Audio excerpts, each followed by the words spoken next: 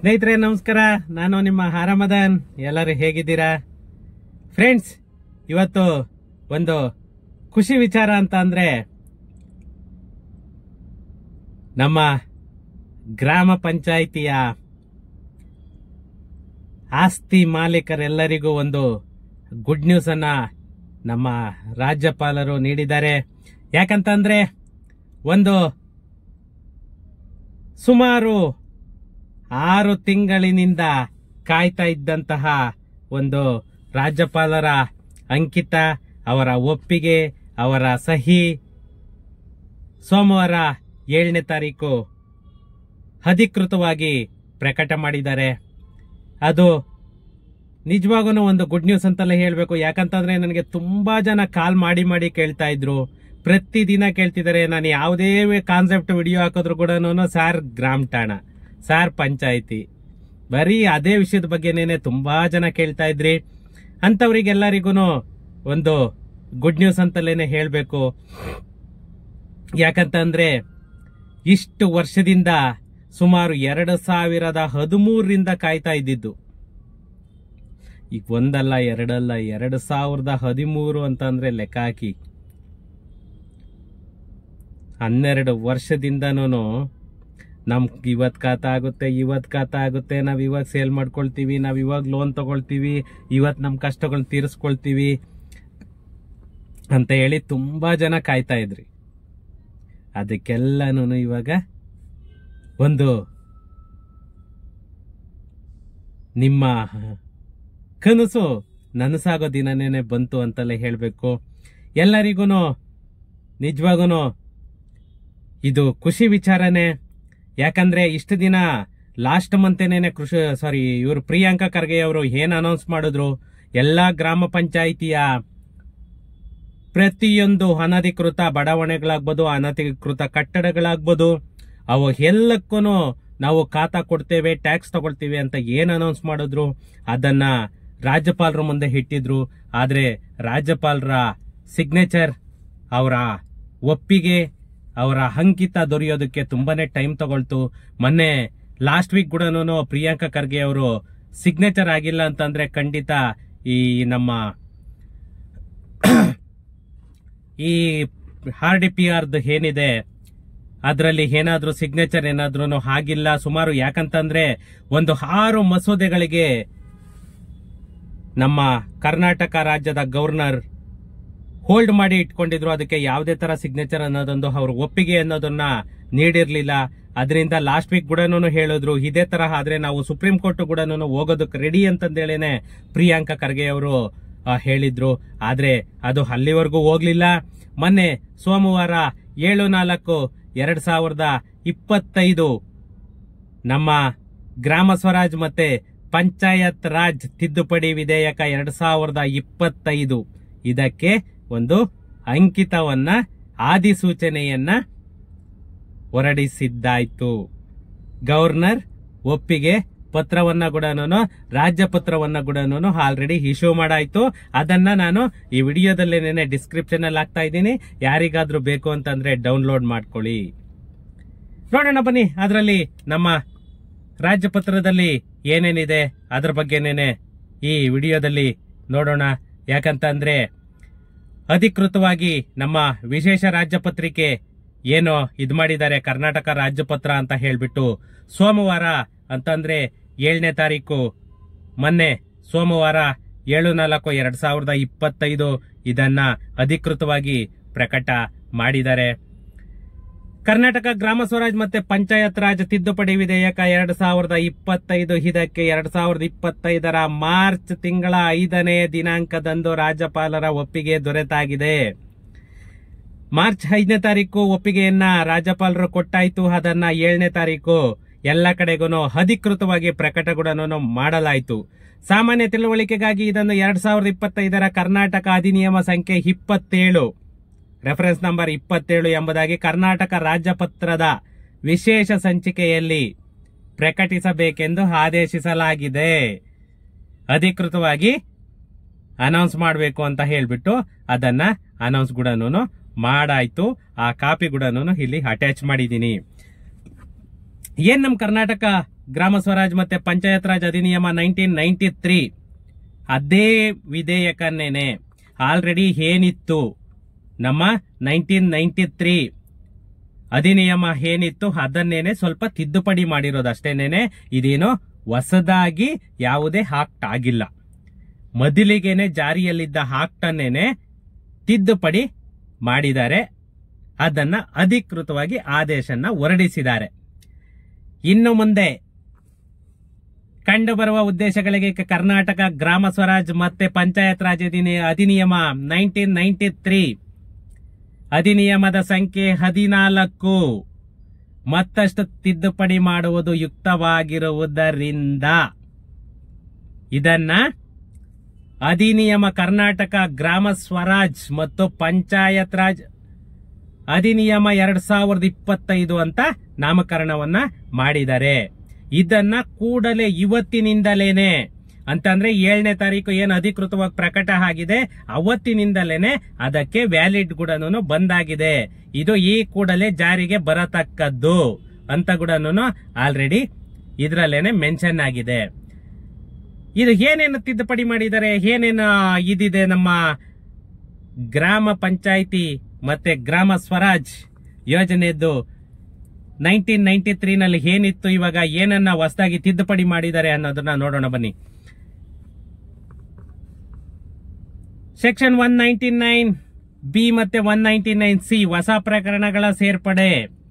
ಕರ್ನಾಟಕ ಗ್ರಾಮ ಸ್ವರಾಜ್ ಮತ್ತೆ ಪಂಚಾಯತ್ ರಾಜ್ ಅಧಿನಿಯಮ 1993 ಅಧಿನಿಯಮ 14 ಇದರಲ್ಲಿ 199A ಪ್ರಕರಣದ ತರುವಾಯ ಮುಂದಿನದನ್ನು ಸೇರಿಸತಕ್ಕದ್ದು ಅಂತ ಅಂದರೆ 199B ಅಂತ ಏನ್ ಮಾಡಿದ್ರು. ಮೊದಲಿಗೆ ಇದ್ದಿದ್ದು 1993 ನಲ್ಲಿ ಇದ್ದಿದ್ದು ಓನ್ಲಿ 199A ಆ ಸೆಕ್ಷನ್ ಮಾತ್ರ ಇದ್ದಿದ್ದ. ಅದನ್ನೇನೆ 199B ಸ್ವತ್ತುಗಳಿಗಾಗಿ ಹೊಸ ಖಾತಾ ಮತ್ತೆ PID ನಂಬರ್ ಅನ್ನ ನೀಡುವುದು. ಈ ಅಧಿನಿಯಮದಲ್ಲಿ ಯಾವುದೇ ಕಟ್ಟಡ, ಯಾವುದೇ ನಿವೇಶನ ನಮ್ಮ ಗ್ರಾಮ ಪಂಚಾಯಿತಿಯ ಲಿಮಿಟ್ ಅಲ್ಲಿ ಏನೇನು ಬರುತ್ತೆ, ಯಾವುದೇ ಒಂದು ಖಾಲಿ ನಿವೇಶನ ಆಗ್ಬೋದು ಅಥವಾ ಒಂದು ಕಟ್ಟಡ ಆಗ್ಬೋದು, ಅದು even residential R commercial anyone ಆಗ್ಬೋದು, ಆ ಪಂಚಾಯಿತಿ ವ್ಯಾಪ್ತಿಯಲ್ಲಿ ಯಾವ್ಯಾವುದು ಬರುತ್ತೆ, ನಮ್ಮ ಗ್ರಾಮ ಪಂಚಾಯತ್ ಲಿಮಿಟ್ ಅಲ್ಲಿ ಯಾವ್ಯಾವುದು ಬರುತ್ತೆ ಅಂತಹ ಸೈಟ್ಗಳಿಗಾಗಲಿ ಅಥವಾ ಬಿಲ್ಡಿಂಗ್ಗಳಿಗಾಗಲಿ ನಕ್ಷೆಯನ್ನ ಅಂದ್ರೆ ಪ್ಲಾನ್ ಅಪ್ರೂವಲ್ ಅನ್ನ ಕೂಡ ಮಾಡತಕ್ಕದ್ದು. ಅಂದ್ರೆ ಅದು ಕೂಡ ಪಂಚಾಯಿತಿಗೆನೇನೆ ಫುಲ್ ರೈಟ್ಸ್ ಅನ್ನ ಕೊಟ್ಟಾಗಿದೆ. ಯಾರೇ ಒಂದು ಬಿಲ್ಡಿಂಗ್ ಅಪ್ರೂವಲ್ ತಗೊಳ್ಬೇಕಂದ್ರೂ ಕೂಡ plan approval must and should ಆ ಪ್ಲಾನ್ ಅಪ್ರೂವಲ್ ಅನ್ನ PDOಗೆನೇನೆ ಅಧಿಕಾರವನ್ನ ಕೊಟ್ಟಿದ್ದಾರೆ. ಗ್ರಾಮ ಪಂಚಾಯಿತಿ ಪ್ರದೇಶಗಳು ಕರ್ನಾಟಕ ಪಟ್ಟಣ ಮತ್ತು ಗ್ರಾಮಾಂತರ ಯೋಜನೆ ಅಧಿನಿಯಮ 1961 1963 ಕರ್ನಾಟಕದ ಅಧಿನಿಯಮ 11 ಉಪಬಂಧಗಳ ಮೇರೆಗೆ ಅಧಿಸೂಚಿಸಲಾದ ಸ್ಥಳೀಯ ಯೋಜನಾ ಪ್ರದೇಶದ ಅಧಿಕಾರ ವ್ಯಾಪ್ತಿಯಡಿ ಬರುವ ಸಂದರ್ಭದಲ್ಲಿ ಅನುಮೋದಿತ ಲೇಔಟ್ ಪ್ಲಾನ್ ಅನ್ನ ಮತ್ತೆ ಕರ್ನಾಟಕ ಪಟ್ಟಣ ಮತ್ತೆ ಗ್ರಾಮ ಪಂಚಾಯಿತಿ ಯೋಜನೆ ಅಧಿನಿಯಮ ಏನು 1961 ಏನಿದೆ ಅದರಲ್ಲೇನೆ 17ನೇ ಪ್ರಕರಣದಡಿ ಅಧಿಕಾರ ವ್ಯಾಪ್ತಿಯ ಯೋಜನಾ ಪ್ರಾಧಿಕಾರದಿಂದ ಪಡೆಯತಕ್ಕದ್ದು. ಅಂದ್ರೆ ಎಲ್ಲಾನು ಪಂಚಾಯಿತಿಗಿದಿರಲ್ಲ, ಅಲ್ಲಿ ಯಾವ್ದು ಲಿಮಿಟ್ ಅಲ್ಲಿ ಬರುತ್ತೆ. ಇವಾಗ for example airport surrounding Baiyappa approval ಬರುತ್ತೆ, ಬೈಯಪ್ಪ ಅಪ್ರೂವಲ್ಲೇ ತಗೊಳ್ಬೇಕು. ಇನ್ನ ಈ ಕಡೆ ಸರ್ಜಾಪುರ ಎಲೆಕ್ಟ್ರಾನಿಕ್ ಸಿಟಿ ಆ ಕಡೆ ಎಲ್ಲ ಹೋದ್ರೆ BMRDA ಬರುತ್ತೆ. ನೈಸ್ ರೋಡ್ ಸರೌಂಡಿಂಗ್ ಹೋದ್ರೆ ಅಂತಂದ್ರೆ ನಿಮ್ಗೆ BMICPA ಬರುತ್ತೆ.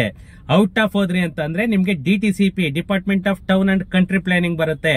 ಅಲ್ಲಿ ಆ ಕನ್ಸರ್ನ್ ಅಥಾರಿಟಿ ಏನಿರುತ್ತೆ ಆ ಕನ್ಸರ್ನ್ ಅಥಾರಿಟಿಯಲ್ಲೇನೆ 1961 17ನೇ ಪ್ರಕರಣ 2E ಉಪ ಪ್ರಕರಣ ಇದನ್ನ 100% ಪಾಲನೆ ಮಾಡಲೇಬೇಕು. ಎಲ್ಲಾ ಪ್ರಾಪರ್ಟಿಗಳಿಗೆ ಕೂಡ ಪಂಚಾಯಿತಿ ರೈಟ್ಸ್ ಇಲ್ಲ. ಆ ಯೋಜನೆ ಮೀನ್ಸ್ ಯಾವ ಅಥಾರಿಟಿಗೆ ಅಂಡರ್ ಬರುತ್ತೆ ಅಲ್ಲಿಂದನೂ ನೀವು ಅಪ್ರೂವಲ್ ಅನ್ನ ತಗೊಳ್ಬೇಕು. ಅದನ್ನ ಕ್ಲಿಯರ್ ಕಟ್ ಆಗಿ ಮೆನ್ಷನ್ ಮಾಡಿದ್ದಾರೆ. ಗ್ರಾಮ ಪಂಚಾಯಿತಿಗಳು ಕರ್ನಾಟಕ ಪಟ್ಟಣ ಮತ್ತೆ ಗ್ರಾಮ ಪಂಚಾಯಿತಿ ಯೋಜನೆ ಅಧಿನಿಯಮ 1961, ಅದೇ 1963 ಕರ್ನಾಟಕ ಅಧಿನಿಯಮ 11ರ ಉಪಬಂಧಗಳ ಮೇರೆಗೆ ರಚಿಸಲಾದ ಯೋಜನಾ ಪ್ರದೇಶದ ಅಧಿಕಾರ ವ್ಯಾಪ್ತಿಯಡಿ ಒಳಗೊಳ್ಳದಿರುವ ಸಂದರ್ಭದಲ್ಲಿ ಅನುಮೋದಿತ ಲೇಔಟ್ ಪ್ಲಾನ್ ಅನ್ನ ಪಟ್ಟಣ ಮತ್ತೆ ನಗರ ಯೋಜನೆ ನಿರ್ದೇಶಕರು ಮತ್ತೆ ಕರ್ನಾಟಕ ನಿರ್ದೇಶಕನು ನೋಡಿ ಕ್ಲಿಯರ್ ಕಟ್ ಆಗಿ ಮೆನ್ಷನ್ ಮಾಡಿದ್ದಾರೆ. ಆ ಸೆಕ್ಷನ್ ಪ್ರಕಾರ ಅವ್ರಿಗೆ ಏನಾದ್ರೂ ಕೂಡ ಕರೆಕ್ಟ್ ಆಗಿ ಪಾಲನೆ ಮಾಡದೆ ಏನಾದ್ರೂ ಲೇಔಟ್ ಅಪ್ರೂವಲ್ ಅನ್ನ ತಗೊಂಡು, ಯಾಕಂತಂದ್ರೆ ಇವಾಗ ನಿಮ್ಗೆ ಹೋಗಿ ಒಬ್ಬೊಬ್ರು ಪಂಚಾಯತಿದು ಸೀಲ್ ಹಾಕೊಂಡು ಬಂದು ಸರ್ ಇದು ನಮ್ಮದು ಪಂಚಾಯತಿ ಅಪ್ರೂವಲ್ ಮಾಡಿಸಿದೀವಿ ಅಂತಂದೇಳಿ ಎಷ್ಟೋ ಜನಕ್ಕೆ ಫೂಲ್ ಮಾಡಿದ್ದಾರೆ. ಪಂಚಾಯತಿಗೆ ಯಾವುದೇ ತರ ಲೇಔಟ್ ಅಪ್ರೂವಲ್ ಕೊಡೋದಕ್ಕೆ ರೈಟ್ಸ್ ಇಲ್ಲ. ಇದನ್ನ ಮೈಂಡ್ ಅಲ್ಲಿ ಇಟ್ಕೊಳ್ಳಿ. ಕ್ಲಿಯರ್ ಕಟ್ ಆಗಿ ಮೆನ್ಷನ್ ಮಾಡಿದ್ದಾರೆ. ಯಾವುದೇ ಕನ್ಸರ್ನ್ ಅಥಾರಿಟಿ ಏನಿರುತ್ತೆ ಆ ಕನ್ಸರ್ನ್ ಅಥಾರಿಟಿಯಿಂದ ಮಾತ್ರನೇ ತಗೊಳ್ಬೇಕು. ಯಾವ ಕನ್ಸರ್ನ್ ಅಥಾರಿಟಿ ಅಂಡರ್ ಬರುತ್ತೆ ಅದಕ್ಕೆ ಮಾತ್ರನೇ ನೀವು ಅಪ್ರೂವಲ್ ಅನ್ನ ತಗೊಳ್ಬೇಕು. ಎಲ್ಲದಕ್ಕೂ ಕೂಡ ನೀವು ಪಂಚಾಯತಿನೇ ಇದು ಬರಲ್ಲ. ಅಲ್ಲಿ ಯಾವ್ದು ಬರುತ್ತೆ, ಬಿಡಿಎ ಬಂದ್ರೆ ಬಿಡಿಎ, ಬೈಯಪ್ಪ ಬಂದ್ರೆ ಬೈಯಪ್ಪ, ಬಿಎಂಆರ್ಡಿಎ ಬಂದ್ರೆ ಬಿಎಂಆರ್ಡಿಎ, ಅದನ್ನ ಕ್ಲಿಯರ್ ಕಟ್ ಆಗಿ ಮೆನ್ಷನ್ ಮಾಡಿದ್ದಾನೆ. ಈ ಪಾಲನೆಯನ್ನ ಏನಾದ್ರೂ ಮಾಡಲು ಅಲ್ಲಿ ಅಧಿಕಾರಿಗಳು ಏನಾದ್ರೂ ಕೂಡ ಮಿಸ್ಗೈಡ್ ಮಾಡಿ ಮಿಸ್ಯೂಸ್ ಮಾಡಿಕೊಂಡರೆ ಅಂತ ಅಧಿಕಾರಿಗಳ ಮೇಲೆ ಸ್ಟ್ರಿಕ್ಟ್ ಆಗಿ ಕಾನೂನಿನ ಪ್ರಕಾರ ಅವರ ಮೇಲೆ ಶಿಕ್ಷೆಯನ್ನ ವಿಧಿಸಬಹುದು, ದಂಡವನ್ನ ವಿಧಿಸಬಹುದು ಸರ್ಕಾರ. ಅವ್ರೇನಾದ್ರೂ ಕೂಡ ಅಲ್ಲಿ ಆ ರೂಲ್ಸ್ ಅನ್ನ ಪಾಲನೆ ಮಾಡದೆ ಹೋದರೆ ಅದನ್ನ ಖಂಡಿತ ಇದಾಗುತ್ತೆ, ಅಪ್ಲೈ ಆಗುತ್ತೆ. ಯಾವುದೇ ಒಬ್ಬ ಅಧಿಕಾರಿ ಆಗ್ಲಿ, ಒಬ್ಬ PDO ಆಗ್ಲಿ, ಒಬ್ಬ RO ಆಗ್ಲಿ, ಒಬ್ಬ ರೆವೆನ್ಯೂ ಇನ್ಸ್ಪೆಕ್ಟರ್ ಆಗ್ಲಿ, ರೆವೆನ್ಯೂ ಆಫೀಸರ್ ಆಗ್ಲಿ, ಒಬ್ಬ ವಿಲೇಜ್ ಅಕೌಂಟೆಂಟ್ ಆಗ್ಲಿ, ಯಾರೇ ಅವ್ರ ಕಾನೂನನ್ನ ಪಾಲನೆ ಮಾಡಿಲ್ಲ ಅಂದ್ರೂ ಕೂಡ ಅವರಿಗೆ 100% ಈ ಅಧಿನಿಯಮ 2025 ಏನಿದೆ ಇದ್ರ ಪ್ರಕಾರ ಅವ್ರ ಮೇಲೆ ಆಕ್ಷನ್ ತಗೊಳ್ಬಹುದು. ಸ್ಟ್ರಿಕ್ಟ್ ಆಗಿ ಮೆನ್ಷನ್ ಮಾಡಿದ್ದಾನೆ. ಅದರಲ್ಲಿ ಇನ್ನ ಒಂದು ತಿದ್ದುಪಡಿ ಆಗಿದೆ. 199C ಕಟ್ಟಡ ಮತ್ತು ಪರಿವರ್ತನೆಯಾಗದಿರುವ ಭೂಮಿ ಅಥವಾ ಪರಿವರ್ತನೆಯಾದ ಭೂಮಿ ಆದರೆ ಕಂದಾಯ ಭೂಮಿಯಲ್ಲಿನ ಅನುಮೋದಿತವಲ್ಲದ ಬಡಾವಣೆಯ ಮೇಲಿನ ತೆರಿಗೆಗಳು, ಅಂದ್ರೆ ನಾವು ಅನಧಿಕೃತ ಲೇಔಟ್ಸ್, ಅನಧಿಕೃತ ಸೈಟ್ಸ್, ಅನಧಿಕೃತ ಬಿಲ್ಡಿಂಗ್ಗಳು ಅಂತ ಏನ್ ಹೇಳ್ತೀವಿ, ಅದಕ್ಕೇನೆ ಈ 199C ಆಕ್ಟ್ ಅನ್ನ ತಂದಿರೋದು. ಗ್ರಾಮ ಪಂಚಾಯಿತಿಯು ಮಾದರಿ ಕಟ್ಟಡ ಉಪವಿಧಿಗಳ ಉಪಬಂಧಗಳನ್ನು ಉಲ್ಲಂಘಿಸಿ ನಿರ್ಮಿಸಲಾದ ಕಟ್ಟಡ ಅಥವಾ ಪರಿವರ್ತನೆಯಾಗದಿರುವ ಭೂಮಿ ಅಥವಾ ಪರಿವರ್ತನೆಯಾದ ಭೂಮಿ ಆದರೆ ಕಂದಾಯ ಭೂಮಿಯ ಮೇಲಿನ ಅನುಮೋದಿತವಲ್ಲದ ಲೇಔಟ್ ಅಥವಾ ಅಧಿಭೋಗ ಅಥವಾ ಪೂರ್ಣಗೊಳಿಸದ ಪ್ರಮಾಣ ಪತ್ರವನ್ನು ಪಡೆಯದೆ ಸ್ವಾಧೀನವನ್ನು ಪಡಿಸಿಕೊಂಡ ಕಟ್ಟಡವನ್ನು ಒಳಗೊಂಡು ಪ್ರತಿಯೊಂದು ಕಟ್ಟಡ, ಖಾಲಿ ಭೂಮಿ ಅಥವಾ ಅವೆರಡರಿಂದಲೂ ಈ ಒಪ್ಪಂದವನ್ನು ಸೇರಿಸಲಾದ ದಿನಾಂಕಕ್ಕೆ ಮೊದಲು ಸೃಜಿಸಲಾದ ಸ್ವತ್ತುಗಳಿಗೆ ಮಾತ್ರ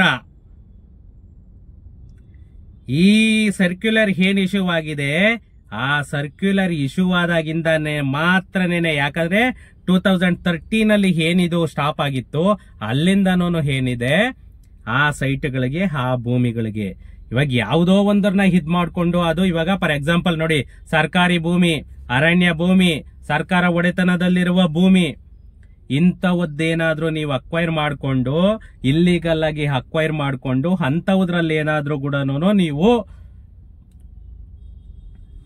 ಅಂತ ಪ್ರಾಪರ್ಟಿಗಳಲ್ಲಿ ಏನಾದ್ರೂ ಕೂಡ ನೀವು ಡೂಪ್ಲಿಕೇಟ್ ಡಾಕ್ಯುಮೆಂಟ್ ಎಲ್ಲ ಕ್ರಿಯೇಟ್ ಮಾಡಿಕೊಂಡು ಏನಾದ್ರೂ ಹೋಗಿ ಅವಕ್ಕೆ ಇದ್ ಮಾಡಿದ್ರೆ 100% ಅಂತ ಪ್ರಾಪರ್ಟಿಗಳಿಗೆ ನಿಮಗೂ ಶಿಕ್ಷೆ ಆಗುತ್ತೆ ಮತ್ತೆ ಅಧಿಕಾರಿಗಳಿಗೂ ಕೂಡ ಶಿಕ್ಷೆ ಆಗುತ್ತೆ. ಇಂಥ ಪ್ರಾಪರ್ಟಿಗಳನ್ನ ಹೊರತುಪಡಿಸಿ ಬೇರೆ ಯಾವುದೇ ಅನಧಿಕೃತ ಪ್ರಾಪರ್ಟಿ, ಅದು ಸೈಟ್ ಆದ್ರೂ ಆಗ್ಲಿ, ಮನೆ ಆದ್ರೂ ಆಗ್ಲಿ, ಅಥವಾ ಲೇಔಟ್ ಆದ್ರೂ ಆಗ್ಲಿ, ಅಂತವಕ್ಕೆ ಅದು ಏನಿದೆ ನಿಮ್ಮ ಕಡೆಯಿಂದ ತೆರಿಗೆ ಏನಿದೆ ಅಂತಂದ್ರೆ ಮೊದಲನೇ ವರ್ಷ 2 ಪಟ್ಟು ಮೊದಲನೇ ವರ್ಷ ಇವಾಗ ಏನು ಟ್ಯಾಕ್ಸ್ ತಗೊಳ್ತಾರೆ ಅದು 2 ಪಟ್ಟು ಆಗಿರುತ್ತೆ. ನೆಕ್ಸ್ಟ್ ವರ್ಷದಿಂದ ಮಾಮೂಲಿಯಾಗಿ ಟ್ಯಾಕ್ಸ್ ಅನ್ನ ವಿಧಿಸತಕ್ಕದ್ದು. ಅದು ಏನೇ ಮಾಡಿದ್ರು ಕೂಡ ಅವರು ಒಂದು ಲೆಡ್ಜರ್ ಎಂಟ್ರಿಯನ್ನ ತಗೊಳ್ಬೇಕು. ಲೆಡ್ಜರ್ ಬುಕ್ ಅನ್ನ 100% ಅವ್ರು ಮೇಂಟೈನ್ ಮಾಡ್ಕೊಂಡು ಹೋಗ್ಬೇಕು. ಆವಾಗ ಮಾತ್ರನೇನೆ ಅದಕ್ಕೆ ಒಂದು ವ್ಯಾಲಿಡ್.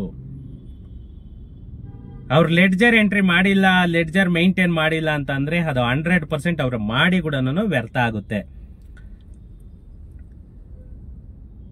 ನೋಡಿ, ಕ್ಲಿಯರ್ ಕಟ್ ಮೆನ್ಷನ್ ಮಾಡೋಣ. ಕರ್ನಾಟಕ ಗ್ರಾಮ ಸ್ವರಾಜ್ ಮತ್ತೆ ಪಂಚಾಯತ್ ರಾಜ್ ತಿದ್ದುಪಡಿ ಅಧಿನಿಯಮ 2025 ಪ್ರಾರಂಭವಾದ ದಿನಾಂಕದ ತರುವಾಯ ರಿಜಿಸ್ಟರ್ ನಲ್ಲಿ ಯಾವುದೇ ಹೊಸ ಸ್ವತ್ತನ್ನು ನಮೂದಿಸತಕ್ಕದ್ದಲ್ಲ. ಅದಿದಾಗ ಅದಕ್ಕೆ ಇವ್ರು ಏನಾದ್ರೂ ತಿರ್ಗಾ ಅವನ್ನ ಎಕ್ಸ್ಟ್ರಾ ಪ್ರಾಪರ್ಟಿಗಳನ್ನ ಸೇರಿಸ್ಕೊಂಡು ಇದ್ ಮಾಡ್ಕೊಂಡು ಹೋದ್ರೆ ಅದು 100% ಕಾನೂನು ಉಲ್ಲಂಘನೆ. ಅಂತ ಪರಿಸ್ಥಿತಿ ಏನಾದ್ರೂ ಬಂದ್ರೆ ಅವರಿಗೆ 100% ಶಿಕ್ಷೆ ಅಂತನೂ ಆಗುತ್ತೆ. ಪರಂತು ಅಂತ ಕಟ್ಟಡ ಅಥವಾ ಖಾಲಿ ಭೂಮಿಯಿಂದ ಈ ಉಪ ಪ್ರಕರಣದಡಿ ವಿಧಿಸಲಾದ ಮತ್ತು ಸಂಗ್ರಹಿಸಲಾದ ಸ್ವತ್ತು ತೆರಿಗೆಯ ಅಂತ ಕಟ್ಟಡ ಅಥವಾ ಖಾಲಿ ಭೂಮಿಗೆ ಮಾಡಿದ ಉಲ್ಲಂಘನೆಯನ್ನು ಸಕ್ರಮಗೊಳಿಸುವ ಯಾವುದೇ ಹಕ್ಕು ಅಥವಾ ಹಕ್ಕುಸ್ವಾಮ್ಯ ಅಥವಾ ಮಾಲೀಕತ್ವ ಅಥವಾ ಕಾನೂನುಬದ್ಧ ಸ್ಥಾನಮಾನವನ್ನು ಪ್ರದತ್ತಗೊಳಿಸುವುದಿಲ್ಲ. ಅಂತಹ ಕಟ್ಟಡ ಖಾಲಿ ಭೂಮಿಯನ್ನು ಹೊಂದಿರುವ ವ್ಯಕ್ತಿಗಳನ್ನು ಕಾನೂನು ಉಲ್ಲಂಘನೆಗಾಗಿ ಅಧಿನಿಯಮ ಅಥವಾ ತತ್ಕಾಲದಲ್ಲಿ ಜಾರಿಯಲ್ಲಿರುವ ಯಾವುದೇ ಕಾನೂನಿನ ಉಪಬಂಧನೆಗಳಿಗೆ ಅನುಸಾರವಾಗಿ ಕಾನೂನುಬದ್ಧ ಕ್ರಮಕ್ಕೆ ಯಾವಾಗಲೂ ಹೊಣೆಗಾರರಾಗಿರುತ್ತಾರೆ. ಯಾವುದೇ ಸರ್ಕ್ಯುಲರ್ ಆಗ್ಲಿ ಏನಾದ್ರೂ ಆ ತರ ಮಾಡಿದ್ರೆ 100% ಅವ್ರ ಮೇಲೆ ಕಾನೂನಿನ ಕ್ರಮವನ್ನ ಕೈಗೊಳ್ಳಬಹುದು. ಸ್ನೇಹಿತರೆ ನೋಡಿ, ಇದು ಬರೀ ಪಬ್ಲಿಕ್ಗೆನೆ ಅಲ್ಲ, ಯಾವುದೇ ಒಬ್ಬ ಹಿರಿಯ ಅಭಿವೃದ್ಧಿ ಅಧಿಕಾರಿ ಅಥವಾ ಪಂಚಾಯಿತಿ ಅಭಿವೃದ್ಧಿ ಅಧಿಕಾರಿ, ಪಿಡಿಒ ಆಗ್ಬೋದು, ಇಒ ಆಗ್ಬೋದು, ಯಾರೇ ಆಗಿರ್ಲಿ, ಯಾವುದೇ ಒಂದು ಉಪ ಪ್ರಕರಣವನ್ನು ಇದ್ ಮಾಡಿದ್ರು ಕೂಡ ಆ ಉಪ ಪ್ರಕರಣ ಅಂತ ಅಂದ್ರೆ ಯಾವುದೇ ತಿದ್ದುಪಡಿ ತಂದು ಅದಕ್ಕಿನ್ನ ಒಂದು ಸಬ್ ಆಕ್ಟ್ ಅಂತ ಏನ್ ತರ್ತಾರೆ ಗವರ್ನಮೆಂಟ್, ಆ ಸಬ್ ಆಕ್ಟ್ ಮುಖಾಂತರ ಬಂದ್ರು ಕೂಡ ಅದಕ್ಕೆ ಸಂಬಂಧಪಟ್ಟ ದಾಖಲೆಗಳನ್ನ ಸಂಬಂಧಪಟ್ಟ ಆ ತೆರಿಗೆಗೆ ತಕ್ಕಂತೆ ಆ ಕಟ್ಟಡಗಳ ಮೇಲೆ ವಿಧಿಸತಕ್ಕದ್ದು. ಆ ಖಾಲಿ ಭೂಮಿಗಳ ಮೇಲೆ ಕಾನೂನುಬದ್ಧವಾಗಿ ಯಾವುದೇ ಸರ್ಕ್ಯುಲರ್ ಇಶ್ಯೂ ಆಗುತ್ತೆ ಆ ಸರ್ಕ್ಯುಲರ್ ಪ್ರಕಾರನೇನೆ ಇವರು ಆ ವಿವರಗಳನ್ನ ಕ್ಲಿಯರ್ ಕಟ್ ಆಗಿ ಮೆನ್ಷನ್ ಆಗಿರಬೇಕು. ಇಲ್ಲ ಅಂತಂದ್ರೆ ಅಂತ ಅಧಿಕಾರಿಗಳ ಮೇಲೆ ಕೂಡ ಇವರು ಕಾನೂನು ಕ್ರಮವನ್ನ ಕೈಗೊಳ್ಳಬಹುದು. ಆ ತರ ಈ ಸರ್ಕ್ಯುಲರ್ ಅಲ್ಲಿ ಕ್ಲಿಯರ್ ಆಗಿ ಮೆನ್ಷನ್ ಮಾಡಿದ್ದಾರೆ. ಇನ್ನು ಇದ್ರಲ್ಲಿ ಏನಾದ್ರೂ ತೊಂದರೆಗಳಾಯ್ತು ಅಂತ ಅಂದ್ರೆ ಅದನ್ನ ನಿವಾರಿಸೋ ಅಧಿಕಾರ ಯಾರಿಗೆ ಕೊಟ್ಟಿದ್ದಾರೆ? ಈ ಉಪಬಂಧಗಳನ್ನು ಕಾರ್ಯರೂಪಕ್ಕೆ ತರುವಲ್ಲಿ ಯಾವುದೇ ತೊಂದರೆ ಉದ್ಭವಿಸಿದ್ದಲ್ಲಿ, ಏನಾದ್ರೂ ತೊಂದರೆ ಅಥವಾ ಏನಾದ್ರು ಪ್ರಾಬ್ಲಮ್ ಆಯ್ತು ಅಂತ ಅಂದ್ರೆ ಕರ್ನಾಟಕ ಸರ್ಕಾರವು ಸರ್ಕಾರಿ ರಾಜಪತ್ರದಲ್ಲಿ ಪ್ರಕಟಿಸಿದ ಆದೇಶದ ಮೂಲಕ ತೊಂದರೆಗಳನ್ನು ನಿವಾರಿಸಲು ತನಗೆ ಅವಶ್ಯಕ ಅಥವಾ ಯುಕ್ತವೆಂದು ಕಂಡುಬರುವ ಮತ್ತು ಈ ಅಧಿನಿಯಮದ ಉದ್ದೇಶಗಳಿಗೆ ಅಸಂಗತವಾಗಿದ್ದಂತಹ ಉಪಬಂಧಗಳನ್ನು ರಚಿಸಬಹುದು. ಇದರಿಂದ ಏನಾದ್ರೂ ತೊಂದರೆ ಆಗ್ತಾ ಇದೆ, ಈ ಸರ್ಕ್ಯುಲರ್ ಇವಾಗ ಏನು ಹೊಸ ಅಮೆಂಡ್ಮೆಂಟ್ ಏನ್ ತರ್ತಾರೆ ಆ ಅಮೆಂಡ್ಮೆಂಟ್ ಅಲ್ಲಿ ಏನಾದ್ರೂ ತೊಂದರೆ ಆಗ್ತಾ ಇದೆ ಅಂತ ಏನಾದ್ರೂ ಸರ್ಕಾರಕ್ಕೆ ಏನಾದ್ರೂ ಅನ್ಸಿದ್ರೆ ಅದನ್ನ ನೆಕ್ಸ್ಟ್ ಏನ್ ಬೇಕಾದ್ರೂ ಈ ಇದ್ರ ಪ್ರಕಾರ ಚೇಂಜ್ ಮಾಡ್ಕೊಳ್ಬಹುದು. ಅದು ಕೂಡ ಈ ಸರ್ಕ್ಯುಲರ್ ಅಲ್ಲಿ ಕ್ಲಿಯರ್ ಕಟ್ ಆಗಿ ಮೆನ್ಷನ್ ಮಾಡಿದ್ದಾರೆ. ಈ ಅಧಿನಿಯಮವು ಪ್ರಾರಂಭವಾದ ದಿನಾಂಕದಿಂದ 2 ವರ್ಷಗಳ ಅವಧಿಯು ಮುಕ್ತಾಯಗೊಂಡ ತರುವಾಯ ಯಾವುದೇ ಚೇಂಜಸ್ ಅನ್ನ ಮಾಡಂಗಿಲ್ಲ. 2 ವರ್ಷದವರೆಗೂ ಇದಕ್ಕೆ ಏನಾದ್ರೂ ಸಬ್ ಆಕ್ಟ್ ಏನೇ ತರಬೇಕಂದ್ರೂ ಕೂಡ ಗವರ್ನಮೆಂಟ್ ತರಬಹುದು. ಅದಕ್ಕೆ ಆ ಗವರ್ನಮೆಂಟ್ ಗೆ ಫುಲ್ ರೈಟ್ಸ್ ಇರುತ್ತೆ. ಒಂದು ವೇಳೆ ಅವರು ತರದೆ ಇವಾಗ 2 ವರ್ಷ ಆದ್ಮೇಲೆ ಏನಾದ್ರೂ ತರೋದಕ್ಕೆ ಹೋದ್ರೆ ಅದು 100% ನಾಟ್ ವ್ಯಾಲಿಡ್ ಅಂತಂದೇಳಿ ಕ್ಲಿಯರ್ ಕಟ್ ಆಗಿ ಮೆನ್ಷನ್ ಮಾಡಿದ್ದಾರೆ. ಉಪ ಪ್ರಕರಣ 2 ಮತ್ತೆ 1ರಡಿ ಮಾಡಲಾದ ಪ್ರತಿಯೊಂದು ಆದೇಶವನ್ನು ವಿಧಾನ ಮಂಡಲದ ಪ್ರತಿಯೊಂದು ಸದನದ ಮುಂದೆ ಎಷ್ಟು ಬೇಗ ಆಗುತ್ತೋ ಅಷ್ಟು ಬೇಗ ಮಂಡಿಸತಕ್ಕದ್ದು. ಯಾಕಂತಂದ್ರೆ ರಾಜ್ಯಪಾಲರ ಅಂಕಿತ ಆದ್ಮೇಲೆ ಏನ್ ಮಾಡ್ಬೇಕು, ಅದು ವಿಧಾನ ಮಂಡಲದಲ್ಲಿ ಅದನ್ನ ಓಪನ್ ಆಗಿ ಅನೌನ್ಸ್ಮೆಂಟ್ ಅನ್ನೋದನ್ನ ಮಾಡಬೇಕು. ಅವಾಗ ಮಾತ್ರನೇನೆ ಅದಕ್ಕೆ ಒಂದು ವ್ಯಾಲಿಡ್ ಅಂತ ಬರೋದು. ನಮ್ಮ ಸರ್ಕಾರ ಇವಾಗ ಗವರ್ನರ್ದು ಸೈನ್ ಆಗಿಲ್ಲ, ಗವರ್ನರ್ದು ಅಂಕಿತ ಬಂದಿಲ್ಲ ಅಂತ ಏನು ಹೇಳ್ತಾ ಇತ್ತು, ಅದು ಕೂಡ ಇವಾಗ ನೆನೆ ಬಂದಾಯ್ತು. ಇವಾಗ ನೆಕ್ಸ್ಟ್ ಎಷ್ಟು ಬೇಗ ಆಗುತ್ತೆ ಅಷ್ಟು ಬೇಗ ಖಾತಾಗಳು ಸ್ಟಾರ್ಟ್ ಮಾಡ್ಲಿ ಅಂತ ಹೇಳ್ತಾ, ಯಾಕಂತ ಅಂದ್ರೆ ಎಷ್ಟೋ ಲಕ್ಷ ಜನ ಕಾಯ್ತಾ ಇದ್ದೀರಾ. ಯಾಕಂತ ಅಂದ್ರೆ ಅಷ್ಟು ಪ್ರಾಬ್ಲಮ್ ಅಲ್ಲಿ ಸಿಕ್ಕಾಕೊಂಡಿದ್ದೀರಾ. ಖಂಡಿತ ಐ ಆಮ್ ಅಗ್ರೀಡ್. ಇದೊಂದೇನೇನೆ ನಮ್ಗೆ ಫೈನಲ್ ಇದ್ದಿದ್ದು. ಇದೊಂದು ರಾಜ್ಯಪಾಲರ ಅಂಕಿತ ಆಯ್ತಲ್ವಾ. ಇನ್ನ ಏನೇ ಇದ್ರು ಕೂಡ ಸರ್ಕಾರಕ್ಕೆ ಬಿಟ್ಟಿರೋದು. ಸರ್ಕಾರ ಇಮ್ಮಿಡಿಯೇಟ್, ಯಾಕಂತಂದ್ರೆ ಫಂಡ್ ಅವಶ್ಯಕತೆ ಇದೆ. ಅದರಿಂದ ಸಿದ್ದರಾಮಯ್ಯ ಅವರು ಯಾವುದೇ ಕಾರಣಕ್ಕೂ ಡಿಲೇ ಮಾಡಲ್ಲ. ಇಮ್ಮಿಡಿಯೇಟ್ ಅನೌನ್ಸ್ ಆಗುತ್ತೆ. ಅದಕ್ಕೆ ತಕ್ಕಾಗಿರೋ ಡಾಕ್ಯುಮೆಂಟ್ಸ್ ಏನೇನ್ ಬೇಕು ಅಂತ ಹೇಳ್ಕೊಡ ನಾನು ಲಾಸ್ಟ್ ವಿಡಿಯೋದಲ್ಲಿ ಹೇಳಿದ್ದೆ. ಅವೆಲ್ಲನೂ ರೆಡಿ ಮಾಡಿ ಇಟ್ಕೊಳ್ಳಿ. ಇಸಿ ಒಂದು ಬಿಟ್ಟು ಅವೆಲ್ಲ ರೆಡಿ ಮಾಡಿ ಇಟ್ಕೊಳ್ಳಿ. ಯಾಕಂದ್ರೆ ಇಸಿ ಓನ್ಲಿ ಫಾರ್ 7 days ಮಾತ್ರ ವ್ಯಾಲಿಡ್ ಇರೋದು. 7 days ಆಯ್ತು ಅಂದ್ರೆ ತಿರ್ಗಾ ಮತ್ತೆ ನೀವು ತಗೊಳ್ಬೇಕಾಗುತ್ತೆ. ಅದರಿಂದ ಏನೇನ್ ಡಾಕ್ಯುಮೆಂಟ್ ಅದಕ್ಕೆ ಅವಶ್ಯಕತೆ ಎಲ್ಲ ಡಾಕ್ಯುಮೆಂಟ್ ಗಳನ್ನ ರೆಡಿ ಮಾಡಿ ಇಟ್ಕೊಳ್ಳಿ. ಯಾಕಂದ್ರೆ ಇನ್ನೇನು ಯಾವಾಗ ಅನೌನ್ಸ್ ಮಾಡ್ತಾರೆ ಅಂತಂದು ಕೂಡ ಹೇಳಕ್ ಬರಲ್ಲ. ಯಾಕಂತಂದ್ರೆ ಆಲ್ಮೋಸ್ಟ್ ಪ್ರಾಸೆಸ್ ಈಸ್ ಕಂಪ್ಲೀಟೆಡ್. ಒಂದು ಲಿಖಿತವಾಗಿ ಏನೇನಾಗಬೇಕು ಅದೆಲ್ಲ ಆಗಿದೆ. ಇನ್ನೇನಿದ್ರು ಕೂಡ ಇನ್ನ ಕಂಪ್ಯೂಟರೈಸ್ಡ್ ಏನೇನ್ ಮಾಡ್ಬೇಕು ಅದನ್ನ ನಮ್ಮ ಸರ್ಕಾರ ಅಧಿಕಾರಿಗಳ ಜೊತೆ ಮಾತಾಡಿ ಅದನ್ನ ನಮ್ಮ ಮಾನ್ಯ RDPR ಸಚಿವರು ಪ್ರಿಯಾಂಕಾ ಖರ್ಗೆ ಅವರು ಏನಿದ್ದಾರೆ ಅವರು ನಮ್ಮ CM ಜೊತೆ ಆಗ್ಬೋದು, DCM ಜೊತೆ ಆಗ್ಬೋದು ಕೂತ್ಕೊಂಡು ಎಷ್ಟು ಬೇಗ ಆಗುತ್ತೋ ಅಷ್ಟು ಬೇಗ ಅದಕ್ಕೆ ಒಂದು ಮುನ್ನುಡಿಯನ್ನ ಬರೀಲಿ ಅಂತ ಹೇಳ್ತಾ ವಿಡಿಯೋನ ಮುಗಿಸ್ತಾ ಇದ್ದೇನೆ. Thank you friends. ಏನಾದ್ರೂ ಇತ್ತು ಅಂತಂದ್ರೆ ಕಮೆಂಟ್ ಮಾಡಿ. ನೆಕ್ಸ್ಟ್ ವಿಡಿಯೋದಲ್ಲಿ ಸಿಗೋಣ.